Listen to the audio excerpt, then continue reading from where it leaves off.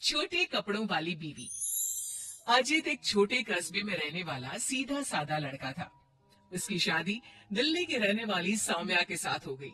सौम्या बहुत ही फैशनेबल लड़की थी। अजित की नौकरी छोटे कस्बे में होने के कारण सौम्या भी अजित के साथ छोटे शहर में रहने के लिए आ गई। सौम्या, तुम्हारा ड्रेस कुछ ज्यादा छोटा है। इसे पहनकर यहाँ बाहर मत निकलना। अरे, तुम्हें पता नहीं, मैं दिल्ली की मॉडल लड़की हूँ और मैं तो हमेशा ऐसे ही कपड़े पहनती हूँ। तुम्हारी बात सही है सौम्या, लेकिन इस शहर के माहौल के हिसाब से कपड़े कुछ ज्यादा ही छोटे हैं। ओहो, मुझे नहीं पता था कि तुम्हें मेरे कपड़ों से इतनी प्रॉब्लम है। सौम्या, मुझे तुम्हारे कपड़ों से कोई परेशानी नहीं है, लेकिन अगर तुम ऐसे बाहर जाओगी तो लोग तुम्हें अजीब ढंग से देखेंगे। अच्छा ठीक है, अब तुम ऑफिस जाओ, तुम्हारा ऑफिस जाने का वक्त हो गया है। अजीत को लगता है कि शायद सौम्या ने उसकी बात मान ली है। वो ऑफिस चला जाता है। थोड़ी देर बाद सौम्या अपना शॉर्ट ड्रेस पहनकर घर से बाहर सब्जी लेने के लिए जाती है। भैया, आधा किलो टमाटर देना।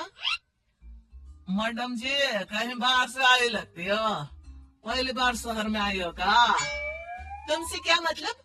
और तुम मुझे ऐसे घूर घूर के क्यों देख रहे हो? अरे नहीं नहीं, ऐसी कोई बात नहीं है, बस आपके कपड़ों को देखकर लग नहीं रहा कि आप शहर की रहने वाली हैं। तुम अपने काम से काम रखो, मैं चाहे कुछ भी पहनूं, तुम्हें उससे क्या? सौम्या सब्जी लेकर अपने घर चली जाती है।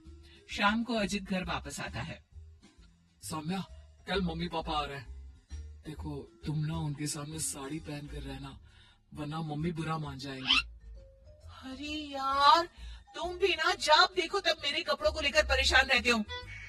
अरे बस 2 दिन की तो बात है सौम्या, उसके बाद तो मम्मी पापा वापस घर चले जाएंगे। अच्छा ठीक है ठीक है। अगले दिन अजीत ऑफिस चला जाता है और पीछे से सौम्या के सास ससुर घर पर आते हैं। लेकिन अजित के घर पर ना होने की वजह से सौम्या ने साड़ी नहीं पहनी थी और वही छोटे कपड़ों में वो अपनी सास के सामने आ जाती है। नमस्ते मम्मी जी, पापा जी, कैसे हैं आप? अरे मैं तो आंखें बंद कर लेता हूँ, ये बहू ने कैसे कपड़े पहने हुए हैं। राम राम राम राम। अरे बहू, तुमको जरा भी शर्म नहीं आती?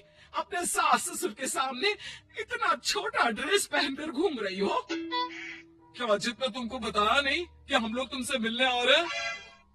बताया तो था, लेकिन वो क्या है ना मम्मी जी, पापा जी, मुझे तो ऐसे ही कपड़े पहनने की आदत है। जरा मेरे साथ चल, मैं तुझे सिखाती हूँ कैसे कपड़े पहनते हैं। सौम्या की सास सौम्या का हाथ पकड़कर उसे कमरे में ले जाती है और उसकी शॉर्ट ड्रेस के ऊपर जबरदस्ती साड़ी पहना देती है। साड़ी पहनने के बाद सौम्या जैसे ही घर का काम करना शुरू करती है, बार बार जमीन पर गिर पड़ती है। हे भगवान, ये क्या मुसीबत है? ये 5 मीटर की साड़ी पहनकर काम करना मेरे लिए तो बहुत मुश्किल है। क्यों बहू, आप पता चला ना कैसे कपड़े पहनने चाहिए? तो मम्मी जी, आपके कहने का मतलब है कि आप लोगों के सामने मुझे साड़ी पहननी चाहिए? हाँ बहू, तुम्हारी सास के कहने का यही मतलब है। अब आगे से ध्यान रखना। शाम को जब अजीत ऑफिस से लौट कर आता है तो सौम्या को साड़ी में बेहाल देखकर उसे बहुत हंसी आती है। लेकिन अगली सुबह जब सौम्या सोकर उठती है तो उसके कपड़े देखकर अजीत और उसके माँ बाप का सर घूमने लगता है। अरे सौम्या, तुमने ये क्या पहना है? आपकी मम्मी ने साड़ी पहनने के लिए कहा था तो मैंने साड़ी पहन ली। लेकिन सौम्या, तुम्हारी साड़ी तो घुटनों तक ऊंची है, जैसे ये साड़ी ना हो कोई मिनी स्कर्ट हो। वो क्या है ना बेबी, तुम्हारी मम्मी ने मुझे सिर्फ साड़ी पहनने के लिए कहा था, उसकी लंबाई नहीं बताई थी। हे भगवान, ये कैसी बहू पल्ले पड़ी है? अरे ये क्या अजूबा बनकर घूम रही है? लगता है मुझे फिर से आंखें बंद करके ही रहना पड़ेगा। अरे पापा जी, आप एक बार आंखें बंद कर ही लीजिए, बार बार डायलॉग मारते रहते हैं। ये तुमने क्या हुलिया बना लिया है सौम्या? अजित के मम्मी और पापा अपनी बहू की हरकतों से परेशान होकर वापस चले जाते हैं। अजित सौम्या को समझाने की कोशिश करता है, लेकिन वो उसकी कोई बात नहीं सुनती। एक दिन सौम्या कुछ ज्यादा ही फैशनेबल कपड़े पहनकर घर से बाहर निकलती है।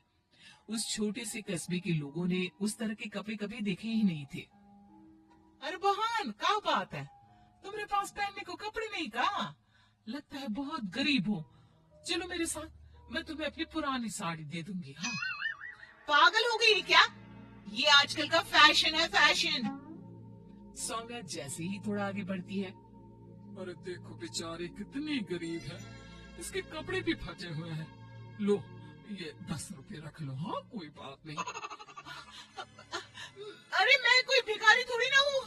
कितने अजीब लोग हैं यहाँ के, इनको फैशन का मतलब ही नहीं पता। थोड़ा आगे जाने के बाद कुछ बच्चे सौम्या को देखकर जोर जोर से हंसने लगते हैं।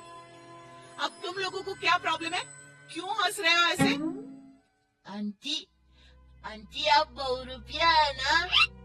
हाँ? बहुरूपिया क्या होता है?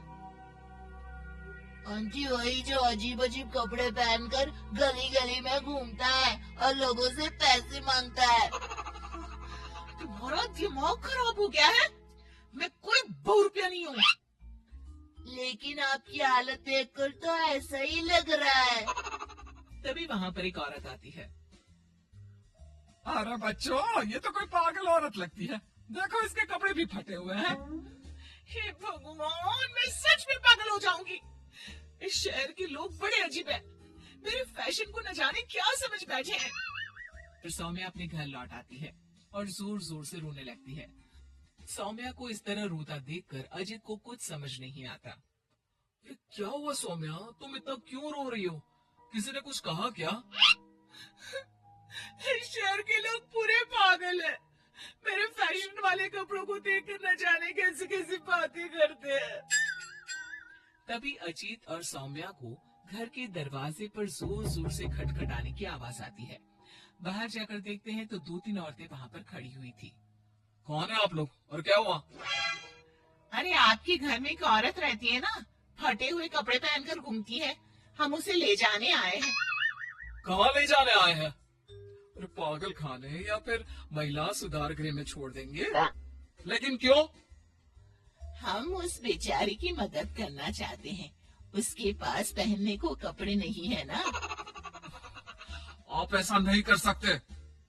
लेकिन क्यों भाई साहब? क्योंकि वो कोई पागल औरत नहीं, मेरी छोटे कपड़ों वाली बीवी है और उसका दिमाग बिल्कुल ठीक है, बस कपड़े थोड़े कम है।